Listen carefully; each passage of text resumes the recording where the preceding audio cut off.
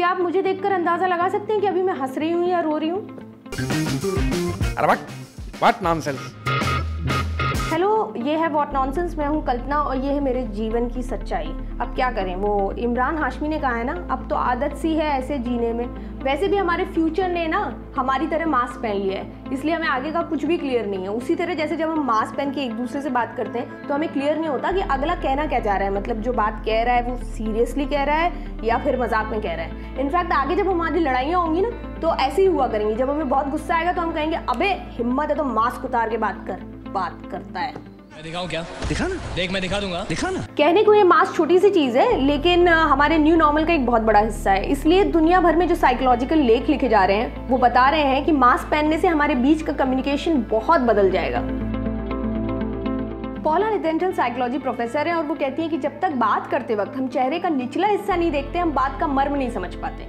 ठीक है कि आंखें बोलती हैं, आंखों पे बहुत शेर वेर लिखे गए हैं, लेकिन होंठ, मुंह, चिन, इनका भी अपना एक रोल है। मिर्जा गालिब ने कहा है, कितने शीरी है तेरे लब की रकीब, गालियां खा के बेमजा न हुआ। बरखुरदार, ये शेरो शायरी छोड़ दो, तुम्हारे बस की बात नहीं। तो चेहरे के निचले हिस्से को कम आंकने की गलती मत कीजिए। और वैसे भी सोचिए, अगर दीपिका पादुकोण मास्क लगा के इंटरव्यू देगी और उसके डिंपल नजर नहीं आएंगे तो आपको कैसा लगेगा? सोचिए, जब चेहरे का निचला हिस्सा नहीं दिखता तो बहुत सारे इमोशंस म्यूट हो जाते हैं। दुनिया भर के अलग अलग हिस्सों में वैसे भी बुर्का और घूंघट की वजह से बहुत सारे इमोशंस हमेशा के लिए म्यूट हो ही चुके हैं। चार्ल्स डार्विन ने कहा है कि चेहरे के भाव पढ़ने की जो हमारी आदत है ना, उसने हमें बहुत सोशल बनाया है। हमारे बीच की गलतफहमियां दूर हुई हैं और हम एक ग्रुप में अच्छे तरीके से काम कर पाए हैं। लेकिन क्या अब ये मुमकिन होगा? एलेक्स मार्टिनेज कॉग्निटिव साइंस पढ़ाते हैं और इस बारे में एक बहुत ही काम की बात बोलते हैं। वो कहते हैं कि इमोशन समझने के लिए पूरी तरह चेहरे पर निर्भर करना, पूरी तरह चेहरे पर भरोसा करना सही नहीं है। जरूरी नहीं कि जब हम स्माइल कर रहे हो तब हम खुश हो, जरूरी नहीं कि जब हम खुश हो तब स्माइल भी कर रहे हो। वो तो सुना ही है आपने, तुम इतना जो मुस्कुरा रहे हो। आगे की लाइन तो पता ही है आपको।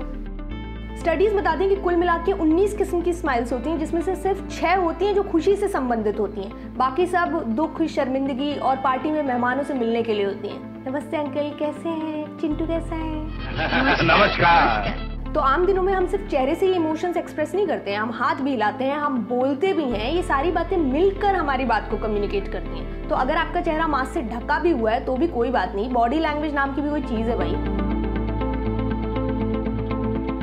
और वैसे भी ज़्यादा टेंशन लेने की बात नहीं है, क्योंकि आजकल हम लोग इमोशन से ज़्यादा इमोजीज पर निर्भर हो गए हैं। अगर कोई बात पे हमें बहुत ज़ोर से हंसी आती है तो हम हंसते नहीं, हम LOL कह देते हैं। कोई बात हमें हैरान करती है तो हम हैरान होने की बजाय कह देते हैं OMG। तो हो सकता है आने वाले टाइम में हम इमोजीज के कार्डबोर्ड्स लेकर घूमें जिसमें अलग अलग एक्सप्रेशंस हों, हंसने के, रोने के, दुखी होने के।